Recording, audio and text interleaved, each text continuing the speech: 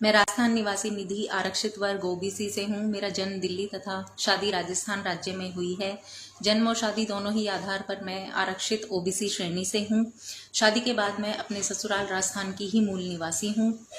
मायके से मेरे सभी कागजात निरस्त हो चुके हैं। मैं राजस्थान प्रांत की ही वोटर हूँ। अब हमें राजस्थान में बाहरी राज्य की महिला बताकर हमें हमारी कैटेगरी अनुसार चुनाव लड़ने और नौकरी देने से मना कर दिया गया है। अतः मैं वर्तमान में जारी पंचायती चुनाव का बहिष्कार करती हूँ और अपना वोटर कार्ड राजस्थान चुनाव आयोग को वापस लौटा रही हूँ। मैं सीमा झालावाड़ से, मेरा जन्म मध्य प्रदेश में हुआ है। मेरा विवाह झालावाड़ राजस्थान में हुआ है। मैं जन्म और विवाह दोनों ही आधार पर अनुसूचित वर्ग में आती हूँ। अब मायके से मेरे सारे कागजातों को निरस्त कर दिया गया है। अब मैं राजस्थान की मूल निवासी और राजस्थान की वोटर हूँ।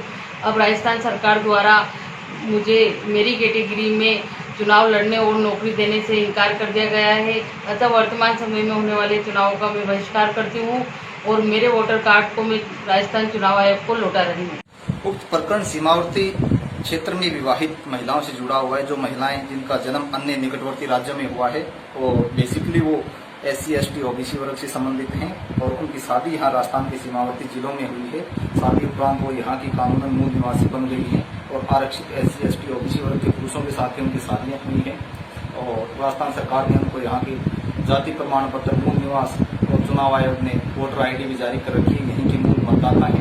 लेकिन कल जो माननीय हाईकोर्ट का फैसला आया है, हम उस टिप्पणी तो उस फैसले के ऊपर नहीं कर पाएंगे, लेकिन जिस प्रकार से इन महिलाओं के साथ जो बर्ताव हो रहा है उससे स्पष्ट है कि इनके कानूनी हक अपने आप में कहीं ना कहीं दांव पे लग गए हैं।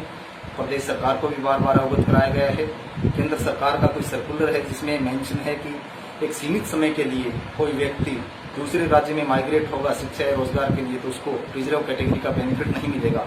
लेकिन विवाहित महिलाओं का उसमें कहीं भी जिक्र नहीं है। विवाहित महिलाएं शादी होने के बाद अपने ससुराल की मूल निवासी होती हैं तो उनको जो आरक्षित वर्ग का हक है यही मिलना चाहिए। पिछले 2 साल से उनको सरकारी नौकरी में राजस्थान में वंचित किया जा चुका है और अब चुनाव लड़ने के हक से भी उनको वंचित कर दिया गया है। सच्चाई ये है कि राजस्थान प्रदेश के जो वोटर हैं, मतदाता हैं और यहाँ पर चुनाव नहीं लड़ सकते अपने आरक्षित कैटेगरी में। इस प्रकार का ये जो निर्णय हुआ है ये अपने आप में बहुत ही प्रश्न उत्पन्न करने वाला है। व्यवहारिक तौर पर ये स्वीकार्य योग्य दिखाई नहीं प्रतीत हो रहा है।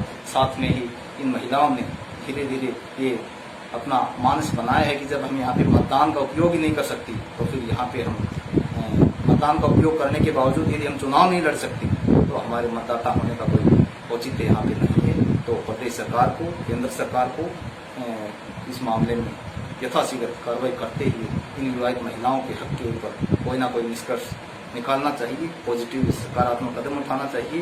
राजस्थान सरकार 10 फरवरी 2020 को EW श्रेणी की इस प्रकार की जो महिलाएं हैं उनको आरक्षण का लाभ का सर्कुलर जारी कर चुकी है तो आरक्षित SC ST OBC वर्ग की महिलाओं को भी फायदा मिलना चाहिए। प्रदेश में इन महिलाओं की संख्या हजारों में है और जो सीमावर्ती जिले हैं राजस्थान प्रदेश की सभी जिलों में ये महिलाएं प्रभावित हैं उन फैसलों से।